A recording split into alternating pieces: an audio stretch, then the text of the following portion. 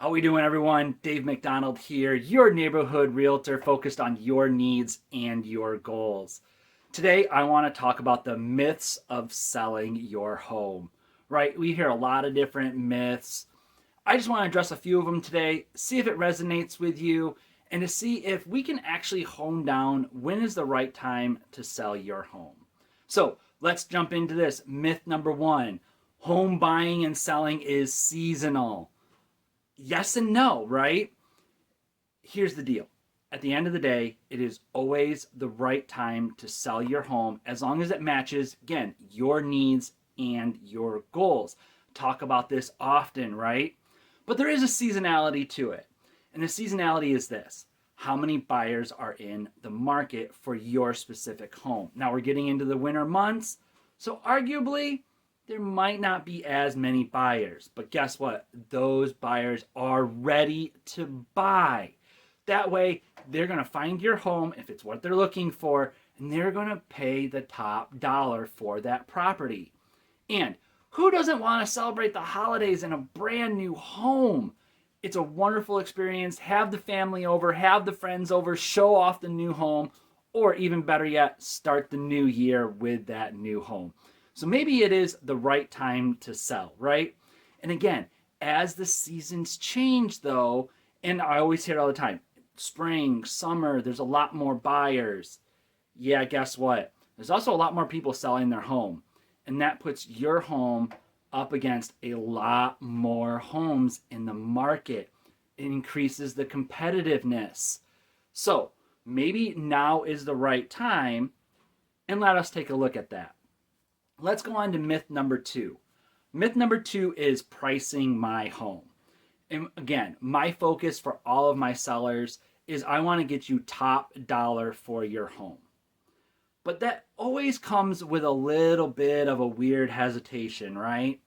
There's sellers out there that are like, okay, I think my home is worth $350,000. Maybe.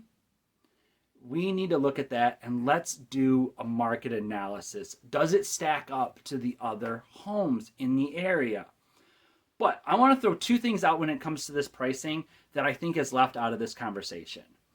Number one is, what are you going to actually walk away with, right? If you sell your home for $1,000,000, but you owe $900,000 on that home, you're only walking away with $100,000.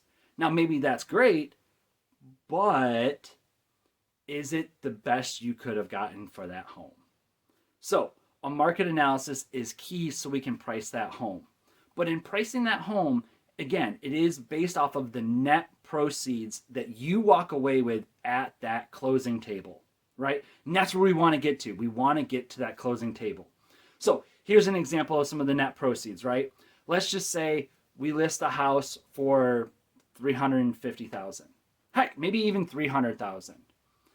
And we get three offers on your home, right? One at $300,000, one at $325,000, and maybe another one at $350,000. You owe $125,000 on that house. Now, after everything's accounted for, commission, taxes, fees, transfer titles, everything netted out, maybe you walk away with $154,000 to just under $200,000. Not too bad, right? And that's what we're looking at. Where do we need to be to get the maximum amount of money that you can actually walk away with? But there's a caveat to this that I think is missed, and I want to throw it out here. And that is, where we price your home goes along with the amount of buyers that are available at that price point.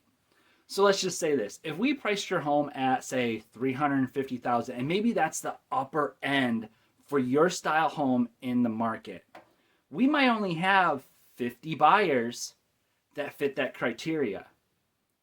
Versus if we were to price it more like $325,000, $330,000, maybe those 50 buyers goes to 75 buyers. Now there's more option to have more offers and more people interested in your home, and potentially the faster your home is going to sell, right? If you're waiting for that magical offer, right? 350, 400,000, are you comfortable waiting 60, 90 days on the market. Now, I get it, right now homes are selling quickly, but I just showed a home the other day that's been sitting on the market for 53 days. Again, it happens. It all goes into pricing the home at the right line so you, as the seller, get the max amount of money in the shortest amount of time. And that's my goal. So let's go on to myth number 3, which is I don't know if I want to sell right now because I got some home improvements to make. And that's fair, right? You want to do some stuff to the home to get it up to the level that you want to sell at. Maybe it's new flooring. Maybe it's new windows. Maybe it's the new roof. Maybe it's updating that bathroom. Before we do that, though, let's sit down and actually look at, again, the market analysis for your home in its current condition and whether or not those home improvements are going to make a difference. Because not every home improvement you make is a 1-for-1 ratio. That means if you put $5,000 into your home, you may not see that reflected on the sales price.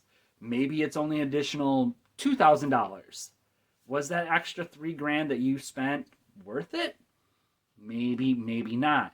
Maybe some of those home improvements aren't what the buyer's looking for. That buyer wants to make their home their own.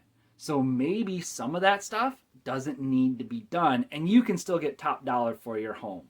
Whatever the case may be, let's sit down. So if you're looking to sell your home in the next 30, 60, 90 days, heck, even 6 months, I want to sit down with you. I want to go over what the cost of your home is, give you a fair market analysis, show you where we can price your home for the maximum amount of buyers, eliminate these myths, and get your home sold. So I look forward to hearing from you soon. Message below, send me an email. Love to talk with you, and have a great day.